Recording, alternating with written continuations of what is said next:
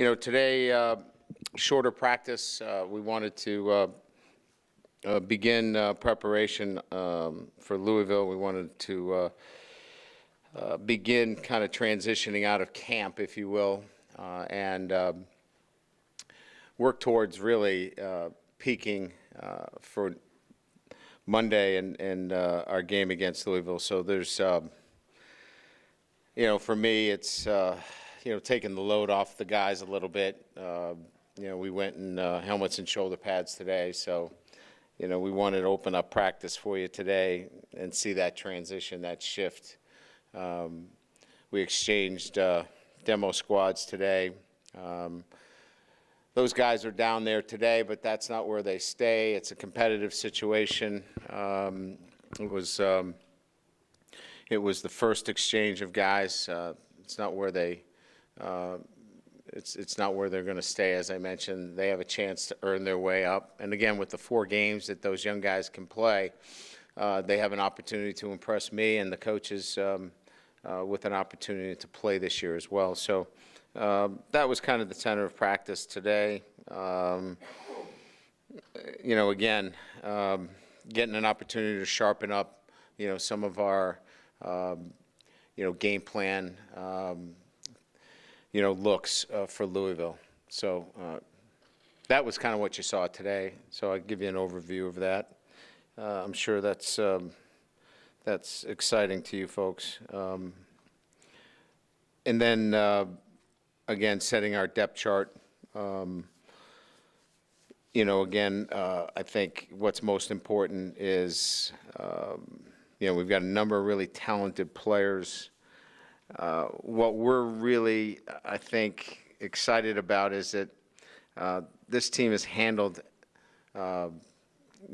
everything that I've asked them to do in terms of practice. The leadership's been great. Certainly all of the things that go to winning, the traits that we ask them to work on every day. I've been really pleased with that. I think this team really, it's going to be about the basic tenets of football. We're going to have to run the ball well and stop the run. We're going to have to play with a physicality. And you really can't see that right now. We're going to have to play that way against Louisville. And so our first glimpse of it will be when we play Louisville. But for the success of this football team, it's going to be up front. It's going to be our offensive line and defensive line and our ability to run the football and stop the run. If we do that, this is going to be a pretty good football team. So with that, we'll open it up to questions. Brian, with Michael Young's injury, was surgery required, and what's your timetable with him? Yeah, very similar. Screws, plate, collarbone, and how long does it take for a bone to heal? I don't know. I don't know either. I mean, everybody's different, right? 4 weeks. Some, we've had guys back and forth. Sometimes it takes, I don't know. I mean, everybody is different. So we've had guys back and forth. Sometimes it takes, I think we had DeVaris Daniels, his situation was a little different. It was like 6-7 weeks, but it was the BC game and then it was the bowl game, so it was a little bit later. I think he was closer to 8 weeks, but each one is different. Cole is like, 2.5 weeks, he's catching the football already, So who knows? The doctors say at 4 weeks you can take a CAT scan to see what it looks like inside out. If it heals inside out, then you're cleared to play. And we go from there. So we say 4 to whatever, relative to his injury. What are your observations, thoughts so far on Fink, Keys, Fink, filling that void with Michael Young? We have 4 or 5 guys that will be rolling into those positions. It'll be Joe Wilkins. It'll be Jafar Armstrong, Kyron Williams. We'll be rolling a lot of guys through that rotation. Lenzy, Javon McKinley. I mean, we've got plenty of guys. We're going to miss Mike. He had a great camp going too. But we've got a lot of really good players that will step up in that situation. We got to run the ball, and we got to stop the run. We're going to miss him. And I don't want to downplay an injury, and he's a good player, but man, we got a boatload of guys that can go in there and fill in for that position. Speaking of stopping the run, what kind of clarity do you have with your linebackers, and how does Drew White fit into that mix? Oh, Drew's in there. Yeah, he'll play the Mike linebacker position, and he'll be part of our. I don't know that there's and you guys will try to nail Clark down on this. He's going to play Mike. He'll play Mike against Louisville. Does he play every rep? Probably not. There'll be some rotation in there. But I think, we like certainly him, Asmar, Shane Simon, all those guys, Jack Lamb, Jen Markeith, all those guys together, have been all doing good things. They've all gotten better at their craft and what they do. Now, different packages, down and distance, you'll see different faces. But I guess what I'm saying is we've got a better feel on who they are and what their strengths and weaknesses are. It's not just like, let's pick a guy. Right. You're not still sorting through who your starters are, who your situational guys are. No, I think we got a pretty good idea. Yep. Yep. A couple of young guys at defensive end. Jeremiah Musu-Corvallo, sort of the first guy you recruited to play for Roper. Can you stand on sort of the camp that he's had and sort of the flexibility that they've offered you defensively? Well, I think it starts with being really specific. I remember having this conversation with Clark. If we're going to recruit that position, let's be really clear as to why and what do we want out of it. And I think it goes to your point is that if we're going to recruit that position, let's get the ultimate flexibility out of it. And the ultimate flexibility to me was that you don't have to take them off the field. You can play man coverage with them. You can play them in the box. You can play them in rundowns. You can play them in pass situations. Certainly you can nickel out in some favorable down and distance situations, but he is fitting into that. It allows us flexibility. And so what can he do? He can play man on the slot. He can blitz off the edge. He can be a run-fit guy and slide into a loaded box. We didn't have that kind of flexibility at the position. So that's what he's doing. Jack Kaiser can do that. Paul Moala can do that. So the position is defining itself through recruiting now in a manner now that we all feel much more comfortable with. Kyle Hamilton obviously flashes for us when we're out there. I'm assuming he also flashes when we're not there. What have you seen from him over the last 2-3 weeks? And how unique is he in terms of the way he's put together and the way that he's been able to sort of just be around the football at a position where that's important? Well, there's a lot of questions there in that one question in itself, and that is, the first question is, how does a young player fight through that inevitable wall that you're going to hit? And I think that's probably the first thing that impressed me, was that he fought through that freshman wall. Did a really good job. Probably happened last weekend where he kind of hit that wall a little bit, but he fought through it. Didn't miss a practice. And that was impressive for a freshman. He's in a contact position, and he fought through it. That's unusual. So he's got some toughness that you don't teach at that young of an age.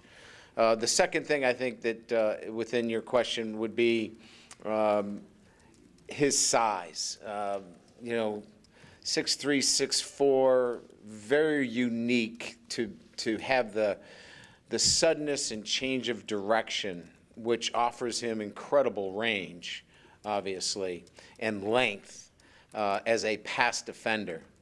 Can't tell you that I've seen a player that can change direction and carry himself with that kind of range on the back end. So, that's unusual. And then instincts. He hasn't even watched film yet, and when he sees a play, he's able to diagnose it.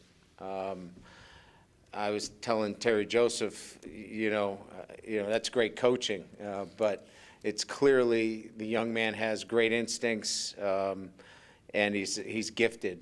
So as much as I've been trying to tamp down the, Kyle Hamilton for Heisman, he's a really good player. He's a really good player that has showed up every day in some fashion. He has a unique skill set. Lastly, you talked about stop the run, run the ball. I think you know who you're going to run the ball with maybe more than you know who you're going to stop the run with. So on the offensive side, just like you have your line set, you know who your backs are. Yeah. What have you seen that sort of gives you confidence that, okay, this is going to be a good run team? Well, you've got some veteran presence, on the offensive line with, the two tackles and really both guards. I mean, 4 out of 5 starters, and we've really liked what Patterson has brought to the table. So anytime you're returning 4 out of 5 starters on the offensive line, your first sense is there's got to be some really continuity that's going to give you some effectiveness in the run game. You're returning, a similar offensive scheme, so everybody's familiar with what we're doing. I think everybody talks about the loss of a Dexter Williams. Yeah, maybe we lose a little bit of that big playability, but we think that the 3 backs and obviously Kyron and Sebo bring something a little bit different, but the 3 big backs, they're punishing backs. We think we can be a physical presence because of 4 returning offensive linemen and 3 punishing backs. That would be the answer to that question. Yeah, hey, Coach, I just wanted to ask you about Jalen Smith. Obviously got the big contract yesterday. How excited are you for him, and have you spoken to him about that? Have not spoken to him. I'm just, it just goes to somebody, that has such a positive outlook on life, has always taken the stance that I'm going to persevere, I'm going to do it the right way. He's never backed down from the way he's handled things, and he's rewarded for it. It just I think strengthens your convictions that if you do it the right way and you stick to it and you don't listen to all the naysayers and things can turn out right. Now there's the other side of it that doesn't, but you choose your path, and he chose his path and he stuck with it and he stayed positive, and man, it's a great story, and we should celebrate it. And then I also wanted to ask you about another one of your former players having a great start to his NFL career in Quentin Nelson, obviously staying here in Indianapolis, playing for the Colts. How impressed were you by his first season? What are your expectations for him this year? Well, I wasn't surprised. I mean, he was a dominating player, obviously, at this level, and to see what he did at the next level, to be regarded by his peers as the best of the best. We've been blessed to have those kinds of players here. But he just has an incredible mindset and wanting to dominate at his position. So his future is bright, and you know, he's only going to get better. Thanks, Coach. Coach, to your left. On the second key of the season you listed, you've got about 3 decades of experience in August training camp. What are some indicators that you will stop the run, or as the season progresses, you'll continue to get better stopping the run? Well, I think, you know, obviously we understand how important it is to match our personnel to the keys to winning. So, you know, Julian Okora, you know, everybody talks about his pass rush ability, but really doesn't matter much if you can't stop the run, because you're going to be on the wrong side of it. So, you know, we're going to put our guys in a position where, you know, we're going to stop the run first, and Julian's going to be part of that. He's a really good football player, but he's not one-dimensional. So here's a guy that's got a chance to be, you know, one of the top players in the NFL draft. He's going to be part of that. So isn't Khalid Kareem. These guys are being talked about as pass rushers, but they're really elite defenders. And you know, yes, we have linebackers that are don't have a lot of snaps, but they are going to fit in what we're doing. And then we talked about the two inside. We haven't talked a whole lot about Myron and Kurt Heinisch. They've got a lot of snaps underneath them. So why am I confident? Got a great defensive line coach, got a great defensive coordinator. They understand the importance of how that front works together. And, you know, we've always understood, you know, the key elements of successful defense is about stopping the run. And the last from me, you mentioned you wanted to give Sean Crawford a fair shake at corner when he could do so many things. Today it seemed like he was one of those corners that's in the running. How has his camp progressed since we spoke last? Really well.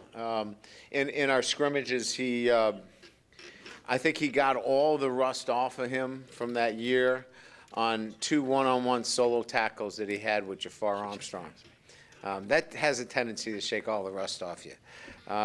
So it was good to see that one-on-one tackling. His confidence is back. His swagger, if you will, is back. He's back talking, which is really a good thing for Sean. And he's really going to help us in a lot of different roles, including special teams. Yes. Kind of going off that with Sean, what are your thoughts on how the corners, the kind of camp they've had, and how do you see the situation in stepping up and filling that void left by Julian? Yeah, I've been really pleased. You know, I think all of them. I think Todd Light has done a really nice job. Terry Joseph, you know, working together. I think they've really, you know, I think more than anything else have given them more tools in their coverage and changing things up. I think, you know, Tariq Bracey's had a nice camp. You know, we've had a couple of guys with some soft tissue injuries that are starting to round back into competitive work. Houston Griffin. I think that, let's see, who else has been out a little bit. What's that? Yes, Dante Vaughn's been out a little bit. He's gotten the last couple of practices. He's looked really good. Yesterday he was probably pushed himself a little bit, but Dante looked really good. So I think our depth there is going to be really good. We mentioned Sean Crawford. So I just like the different techniques that we're using. We're mixing things up. I mentioned Bracey has had a really nice camp as well. I just think we got a lot of depth, a lot of versatility. Troy Pride has continued to be, you know, that #1 corner, if you will. And the young guys continue to get better as well. And then last one for me, the safeties bring a lot of experience and are very highly touted this summer. Could you see them being like one of the biggest strengths of this team? Yeah, I mean, you know, Alohi and Jalen are so solid. You add Crawford, and, we've talked about Hamilton. Brown has done a really nice job for us. I mean, I stand here before you with a sense that the depth issues that have at times put us in compromising situations relative to situational defense will not, shorthand us, if you will. I think our depth is outstanding. We can play players and feel really confident, keep guys fresh on the back end of the defense. And I don't know that we've had that kind of situation in a few years, so it feels pretty good. Right here, Brian. We've seen Kyron Williams since the spring, and obviously he's heavily involved in a lot of things that you're doing in the passing game and running game, but just the mental makeup and the mental toughness that you've found from him since the spring. Yeah, just to further talk about that kind of freshman, there's not a lot of guys. We talked about Hamilton. Kyron's another freshman that went through spring and never really showed, any shakiness in terms of fighting through, first semester. He went through spring, summer, even camp. He has not missed a beat. He's mature beyond his years. He's picked up our offense and the versatility that we're asking him as a running back and a receiver. Unique young man in that he's been able to handle all this and handle it in the manner that we're gonna lean on him to help us. And so not a lot of guys that I've been around in my time that we could throw so much at, and he's got the makeup to be able to handle it. Right. Do you ever remember having a team with as many running backs that can be receivers for you? No, not with this kind of versatility. No. I mean, you could literally line up those two guys as receivers and change their number, and you wouldn't know. When spring ended, Phil Jerkovic, he had kind of a rough blue gold game and was a little bit shaken up after that.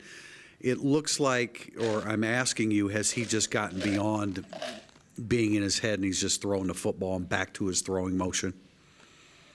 Yeah, it wasn't. It was really about lower body effectiveness and footwork. Once he settled in to the style of footwork that Coach Reese wanted him to focus on, he started taking off. And now it's just learning defense and being aware of what we want him to do within our offensive structure.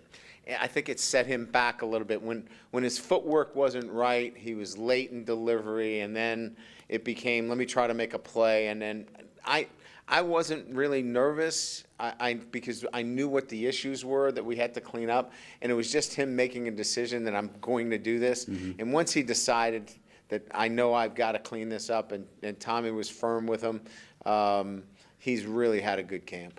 Obviously, kick returns in the game today have changed dramatically. Yeah. There aren't going to be that many anymore. But you were working on the hands team, and you had Jafar Armstrong back there. Are you just looking for a guy that is as reliable as you can find? I mean, is he your guy back there to return kicks? Yes and no. I mean, without, there's. You're not going to have a shoulder-to-shoulder wedge anymore. So you're going to be coming off blocks. And so if you get the right returnable ball, you want somebody that's going to break an arm tackle, somebody that's going to break a tackle. And he seems to be right now the profile guy for that. But we haven't ruled out, a Lawrence Keys who could hit a seam for us as well, and a Sebo Fleminster who is hard to bring down as well. That was kind of a rough drawing. I don't know that was a finished piece of our hands team. He may end up there and as another hands guy, and we could put somebody else back there. But to answer your question about kickoff return, we're still in that kind of philosophical discussion as to who is that guy, because we're going to have to make a decision, where's the sweet spot to return it, and where do you put your hand up and take it at the 25? Thank you. Yeah. Brian, when Komet went down, what have you seen from Brock and Tremble and the rest of the tight end situation that makes you feel like you're going to be okay until Cole comes back? Well, I mean, they're good players. I mean, they're not Cole Kmet size, so we just have to change a little bit. You saw, I mean, you guys were out there today. I mean, we move the tight end around a little bit more. They're not in line quite as much, but we can play in line. Tommy Tremble is an outstanding athlete. You just play a little bit different, with him, but go ahead, try to cover him. He's a wide receiver, but he's also 230 pounds and is as physical as anybody we've got. So, you're just playing to a different strength. You lose a really good player with Cole Kmet, you put a different really good player in there with Tommy Tremble. We know what Brock can do. Brock has been reliable. He's much more loose and agile. He's worked on those in the off season. He's going to be a reliable blocker for us. He's going to be able to catch the football. And now you add Tommy to that. We need a third. George Takis has got to come on. He's got to continue to progress. But that's kind of where we are right now with those two guys, anchoring it until we get Cole back. And on your kickers, your punter and your place kicker, it seems like every day they've improved a little bit. I saw you talking with Bramblett today after one of his kicks. Yes. And what do you see that same progress? Yeah, Jay is really a hard worker and extremely conscientious, easy to coach, quite aware of what we're trying to do. I won't get into the specifics because they are tactical a little bit in terms of what we're doing with him. But he allows us to do a lot more than we've been able to do in some time. But he has made the consistent progress and the consistency in which you want from that position. Great hang time. We're going to be able to cover kicks and feel really good about that group consistently, even turning over a really good player in Tyler Newsome. And Dor just seems to be getting more confident with each day. Yeah, we were in an overtime script yesterday. It was actually fourth overtime, and he hit one from 46 effortlessly. If he continues on that track, and believe me, we have put him in a number of situations, and he's done a really good job. Harrison has done a really good job too as the backup. He is a college kicker as well. We've been really pleased with the work of our specialists. John Shannon has done a really good job, and Vincent's done a really good job. That group has really been good. We moved Jay to holding. He's been solid. That whole group has really done a nice job. Coach Poling has done a really remarkable job with a young group. They are not acting like a young group. It's been fun to watch. Final question from me. When do you anticipate your last real scrimmage workout before, you get into game? We've had it with our 1s and 2s. The 3s will scrimmage on Friday, and it's an audition for the guys that we're probably going to keep with us. We have some questions on some guys. Like you saw some guys today that maybe were not up with us, that were on demo. We're going to flip those tomorrow because we weren't sure on a couple of guys, so we're going to flip them around. And Friday will be kind of that will go a long way. And who are those guys that are going to be traveling with us with Louisville? So Friday will be much more about that next group of guys as to who is going to travel with us. All right, thank you, everybody. I think I've answered everything. Do you guys need to see the assistants at all? So. No. Book. He's the one guy who talking.